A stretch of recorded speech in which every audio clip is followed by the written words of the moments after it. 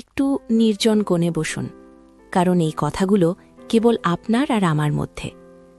এই যে এখন আমি কথা বলছি, হয়তো আপনারা ভাবছেন এটা শুধুই গল্প, কিন্তু বিশ্বাস করুন, আমার জীবনের এমন এক অধ্যায় যা বলতে গিয়ে আজও আমার বুক কেঁপে ওঠে।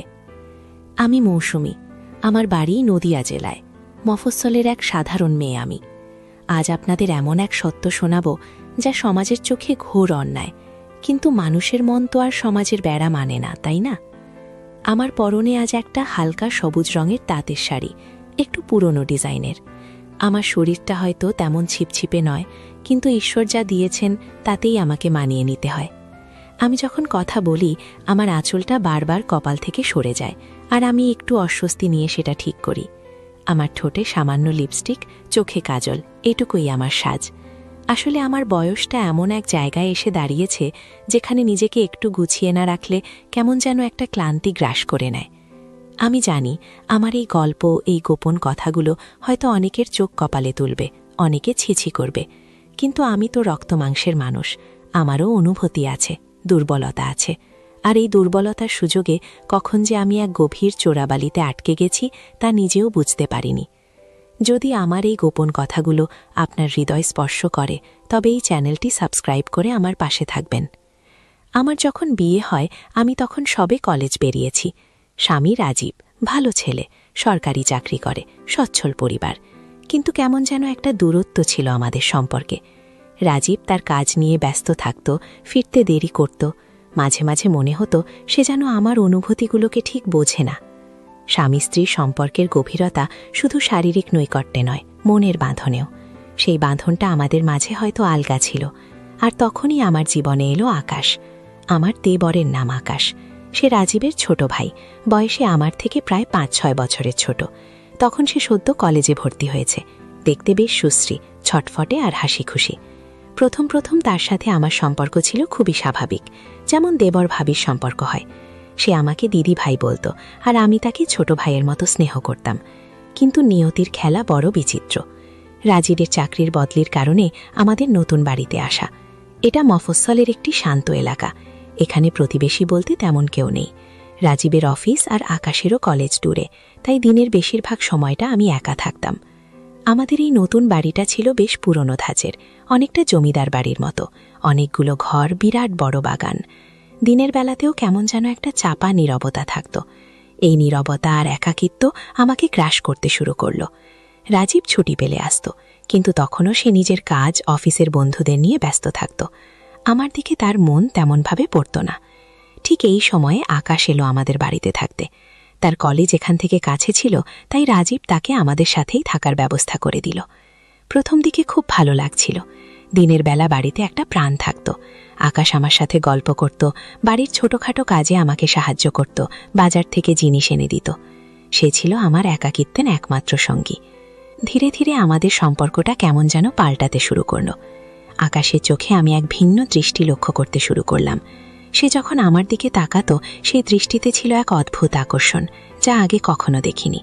আমার পরনে যখন শাড়ি থাকত, কিংবা আমি যখন রান্নাঘরে কাজ করতাম, দেখতাম সে আমার দিকে তাকিয়ে থাকত অপলক দৃষ্টিতে। আমার ব্লাউজের ফিতেটা একটু আলগা হলে বা আঁচলটা সরে গেলে সেটার দিকে ওর চোখ আটকে যেত, যদিও সে নিজেকে সামলে নিত খুব তাড়াতাড়ি। প্রথম প্রথম আমি এসব পাত্তা দিতাম না। ভাবতাম আমি তার ভাবি, ছোট ভাই হয়তো আমাকে অন্য চোখে দেখবে কেন। কিন্তু তার আচরণে পরিবর্তন আসতে শুরু করল।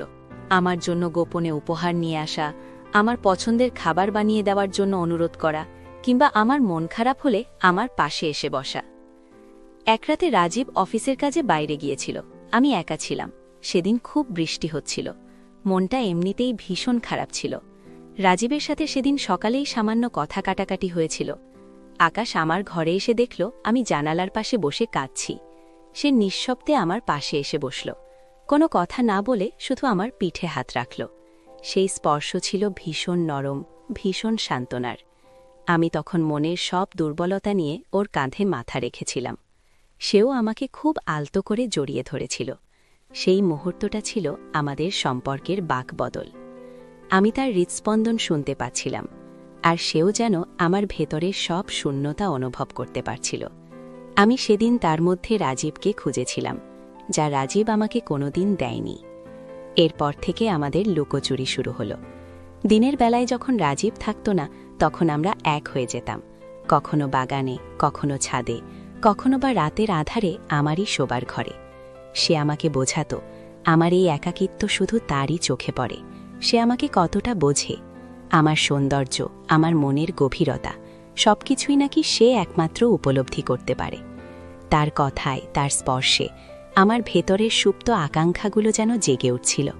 আমি জানতাম এটা ভুল, ঘোর অন্যায়, সমাজের চোখে ঘোর পাপ, কিন্তু মনের আকর্ষণকে কি সবসময় দমন করা যায়? যখনই আমি নিজেকে সরিয়ে নেওয়ার চেষ্টা করতাম, আকাশ আরও বেশি করে আমার কাছে আসত। সে আমার দুর্বলতাগুলোকে ভালোভাবে চিনত। রাজীবের সাথে আমার সম্পর্কের টানাপোড়েন, আমার মনের একাকিত্ব, আমার স্বপ্নভঙ্গ সবকিছুই সে জানত। সে আমাকে বোঝাতো, ভাবি তুমি এত কষ্ট পাও কেন? আমি তো আছি তোমার জন্য, তোমার সব দুঃখ আমি মুছে দেব। এগুলো এক ধরনের মানসিক দুর্বলতার সুযোগ নেওয়া, যা আমি তখন বুঝিনি। আমার মনে হতো সে আমাকে সত্যি ভালোবাসে, আর তার ভালোবাসার মধ্যে আমি এক নতুন আশ্রয় খুঁজে পাচ্ছিলাম। সে এমন কিছু ব্যক্তিগত মুহূর্তের ছবি বা ভিডিও তুলে রেখেছিল, যা প্রকাশ্যে এলে আমার জীবন এক লহমায় শেষ হয়ে যেত। সে সরাসরি হুমকি দিত না, কিন্তু তার আচরণে, তার কথায় একটা সূক্ষ্ম চাপ থাকত। বলতো, ভাবি আমাদের এই কথাগুলো যদি কেউ জানে, তাহলে তোমার সম্মান থাকবে না, আমারও থাকবে না, তাই আমাদের এটা গোপন রাখতে হবে। এই কথাগুলো শুনে আমার বুক কেঁপে উঠত। আমি জানতাম আমি একটা ফাঁদে পড়ে গেছি। আমি না পারতাম তাকে ছেড়ে যেতে, না পারতাম তাকে মেনে নিতে। প্রতিটা দিন কাটত একরাশ ভয় আর অস্বস্তি নিয়ে। সমাজের সামনে আমাকে অভিনয় করতে হতো একজন ভালো স্ত্রী, ভালো ভাবির, আর ভেতরের আমিটা রোজ দগ্ধ হতো অপরাধবোধের আগুনে। একবার আমাদের গ্রামের এক আত্মীয় বাড়িতে অনুষ্ঠান ছিল। রাজীব অসুস্থ থাকায় আমি একাই গিয়েছিলাম, আর আকাশও তার বন্ধুদের সাথে গিয়েছিল। সেদিন রাতে ফিরতে বেশ দেরি হয়, বাড়ির সবাই গভীর ঘুমে আচ্ছন্ন। আমি যখন আমার ঘরে ফিরছিলাম, দেখি আকাশ আমার দরজার পাশে দাঁড়িয়ে আছে। তার চোখে ছিল এক অন্যরকম আগুন।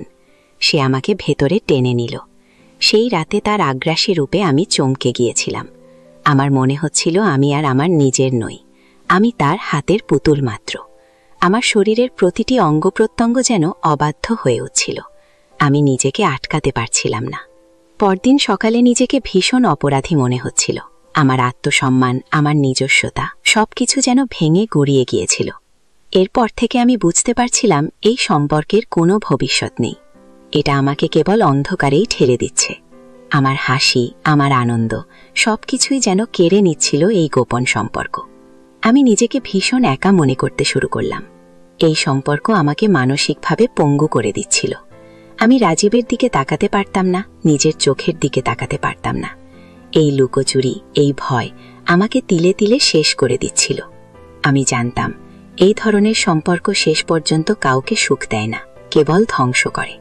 একদিন আমি সিদ্ধান্ত নিলাম, আর নয়, এই বন্ধন থেকে আমাকে বের হতেই হবে। খুব সাবধানে আমি আকাশের সাথে দূরত্ব তৈরি করতে শুরু করলাম। প্রথমে সে মেনে নিতে পারেনি, রাগ করেছিল, হুমকিও দিয়েছিল, কিন্তু আমি ছিলাম দৃঢ় প্রতিজ্ঞা। আমি তাকে বোঝানোর চেষ্টা করেছিলাম যে এই পথ ভুল। অনেক যুদ্ধ, অনেক কষ্ট, অনেক অস্ত্রপাতের পর সে আমার থেকে দূরে সরে যায়, কিন্তু সেই দাগটা আমার মনে রয়ে যাচ্ছে। আমি জানি জীবনে চলার পথে আমাদের অনেক প্রলোভন আসে, অনেক দুর্বলতা গ্রাস করে, কিন্তু সেই দুর্বলতাকে জয় করতে না পারলে জীবন বিষময় হয়ে ওঠে। সেই গোপন সম্পর্ক থেকে বেরিয়ে এসে আমি রাজীবের সাথে আমার সম্পর্ককে নতুন করে গড়ে তোলার চেষ্টা করছি। আমি এখন বুঝি মনের শান্তি সবচেয়ে বড় সম্পদ। কোনো গোপন আকর্ষণ বা ক্ষণিকের মোহের পেছনে ছুটে সেই শান্তি নষ্ট করা উচিত নয়। জীবনে চলার পথে সবারই ভুল হয়, কিন্তু সেই ভুল থেকে শিক্ষা নিয়ে এগিয়ে যাওয়াই আসল জীবন।